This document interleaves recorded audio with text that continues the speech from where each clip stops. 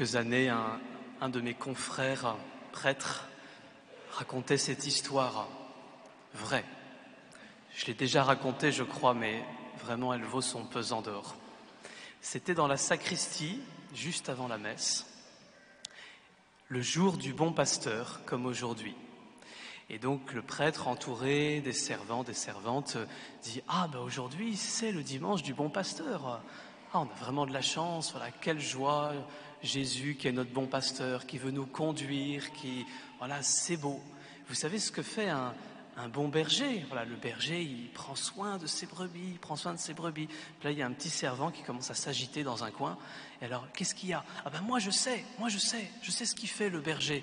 Ah bon? Comment tu sais? Ah oui, je sais parce que mon papa, il est berger.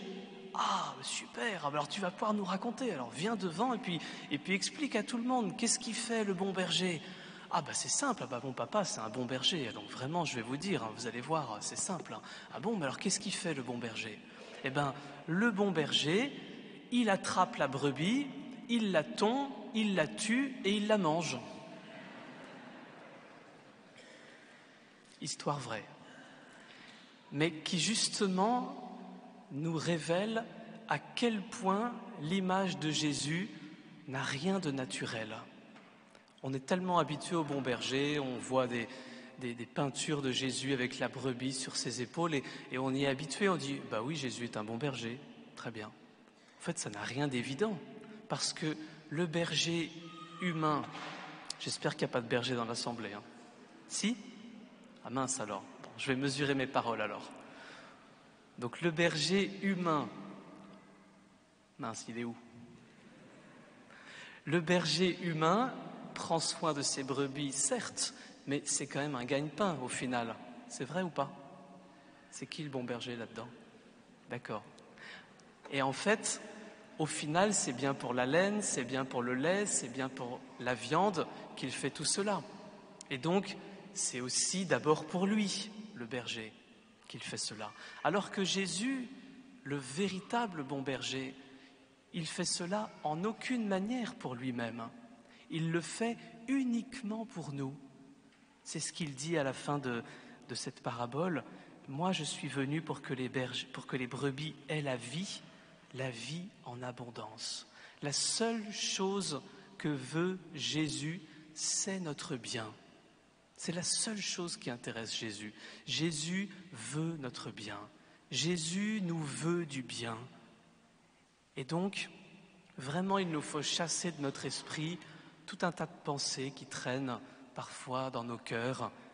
Voilà, Jésus, si je vis telle chose, c'est parce qu'il me punit. Voilà, parce que j'ai fait des choses mal dans ma vie. Rien de plus faux, frères et sœurs.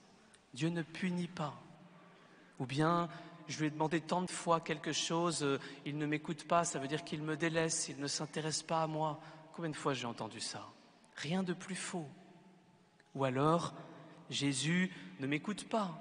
J'ai demandé des choses et puis je vois bien que rien n'arrive, donc c'est que Jésus ne m'écoute pas, il a d'autres choses à faire, il s'intéresse à d'autres personnes plus importantes. Ou bien, ça aussi très fréquent dans nos esprits, Jésus ne s'intéresse qu'aux grandes causes. Mais mon petit quotidien, ma petite maladie, mon petit mal de pied ou mon petit mal de hanche, Jésus ne s'en occupe pas. Rien de plus faux. Jésus s'occupe de nous pour tous les détails de notre vie. Encore faut-il le lui demander. Combien de personnes aussi, et je me mets dedans, disent à la fin de la journée « Ah j'ai passé toute la journée sans penser à Jésus ». Voilà, j'avais des rencontres, j'avais des décisions, j'avais des coups de téléphone, j'avais des tas de choses à faire. Il était là, sans doute, mais je n'ai pas pensé à lui. Il était évidemment là. Vous vous rappelez la semaine dernière, les pèlerins d'Emmaüs, ces pèlerins font 4 heures de marche dans le mauvais sens, avec la mauvaise intention, avec les mauvais sujets de conversation. Ils ont tout faux. Pourtant, Jésus marche à côté d'eux. Et donc, même quand nous faisons n'importe quoi, Jésus marche à côté de nous. Cependant, vous vous rappelez la fin. Jésus fait semblant d'aller plus loin pour que les pèlerins le retiennent. Jésus fait souvent cela avec nous. Jésus fait semblant d'aller plus loin très souvent des dizaines de fois par jour pour nous. Et si nous ne le retenons pas, eh bien il s'en va. Pourquoi ? Parce qu'il nous aime infiniment et qu'il respecte profondément notre liberté. Mais quand nous lui demandons, eh bien toujours il veut nous aider. Cette semaine, peut-être plus que d'habitude, je lui ai demandé plein de petites choses. J'ai vu qu'à chaque fois, il a agi. Alors, quelquefois, on se dit, parce que là, je vois les objections, là, parce que je vois dans vos têtes ce qui se passe, il y a une bulle au-dessus qui dit « Oui, mais moi, je demande ça depuis des années et ça ne marche pas. » Ça va, vous vous reconnaissez ? Bon. J'ai reçu une lettre cette semaine d'une femme qui m'a beaucoup éclairé. Sa lettre disait « Père Bertrand, ça faisait des années que j'étais triste et un peu en colère contre Dieu parce que je lui demandais une chose et ça ne venait pas. Et récemment, Dieu m'a exaucé, et c'était magnifique ce qu'elle m'écrivait, et j'ai compris pourquoi Dieu a mis autant de temps à m'exaucer. Et je comprends que c'était pour mon bien, mystérieusement. C'est très étonnant. Alors, ça n'enlève pas le fait qu'il y a du mal que nous vivons qui n'est pas la volonté de Dieu, qui est la volonté des autres personnes, le hasard des événements, et Dieu n'est pas responsable du mal en aucune manière.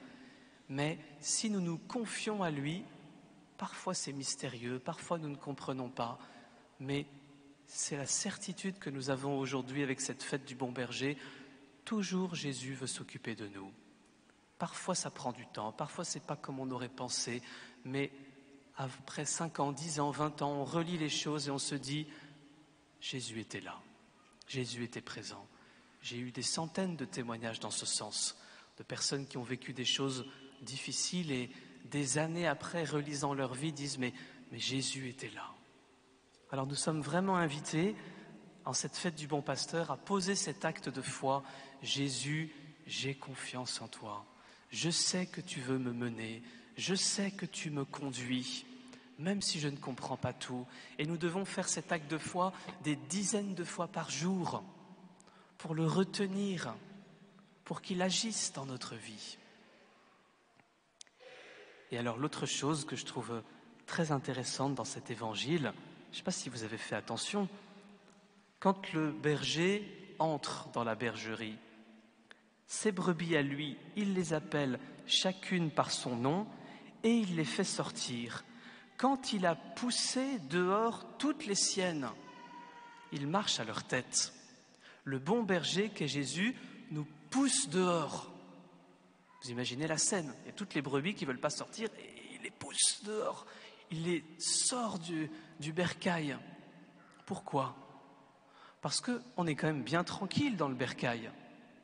Là, on est bien, on est entre nous. Voilà, il n'y a que des gens qui pensent en gros pareil. On est chrétien, on aime Jésus, mais en fait, ce trésor exceptionnel qu'on a reçu, ce don exceptionnel qu'on a reçu de la foi, eh bien, on est appelé à le partager. Et ça, c'est dur. Alors du coup, Jésus nous pousse dehors. Vous pourrez penser à ça tout à l'heure, quand le diacre tout à l'heure dira à la fin de la messe « Allez dans la paix du Christ », eh bien en fait, c'est Jésus qui nous met un coup de pied au derrière pour qu'on sorte. C'est ça ou pas, Benoît ? En gros ?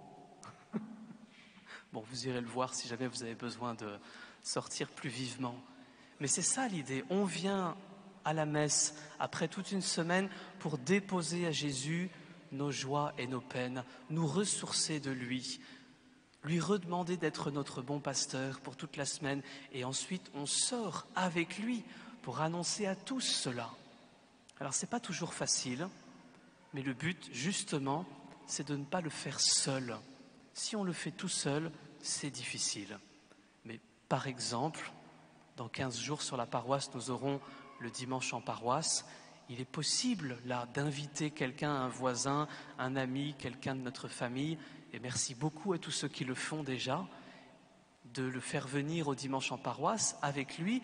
Et là, ensemble, on va prendre soin de toutes ces personnes qui cherchent Dieu et qui veulent le rencontrer. C'est sûr, tout seul, c'est difficile. Mais vous voyez, quand Jésus pousse ses brebis dehors, Ensuite, ils marchent à leur tête et les brebis sont ensemble. C'est comme ça qu'on est censé vivre la mission. C'est en paroisse, c'est en frères et sœurs, c'est les uns avec les autres. Si c'est chacun de notre côté, c'est sûr, c'est difficile.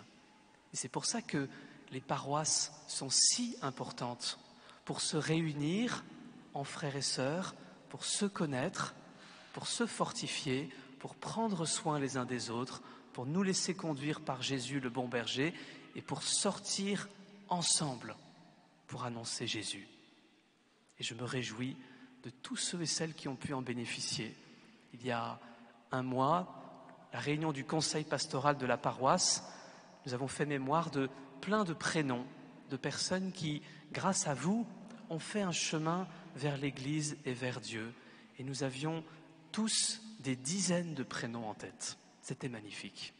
Voilà, grâce à la paroisse, ensemble, beaucoup sont sortis, beaucoup ont pu annoncer Jésus, parce que Jésus nous a poussés dehors. Et c'était magnifique de nous réjouir de tant de personnes qui avaient pu le rencontrer.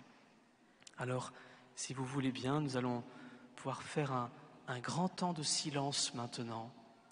Et puis, peut-être faire deux choses. Peut-être fermer les yeux si ça nous aide. Et puis de dire d'abord, Jésus, j'ai vraiment confiance en toi. Jésus, je veux vraiment que tu sois mon bon berger, que tu me conduises au quotidien, pas seulement dans les grandes décisions, mais dans mon quotidien, que tu me conduises. Et peut-être oser lui demander quelque chose de précis. Et puis, Jésus, aide-moi à sortir, aide-moi à annoncer ensemble. Voilà, prenons ce grand temps de silence où, du fond de notre cœur, de tout notre cœur, nous demandons à Jésus cette grâce, qu'il soit vraiment notre bon pasteur.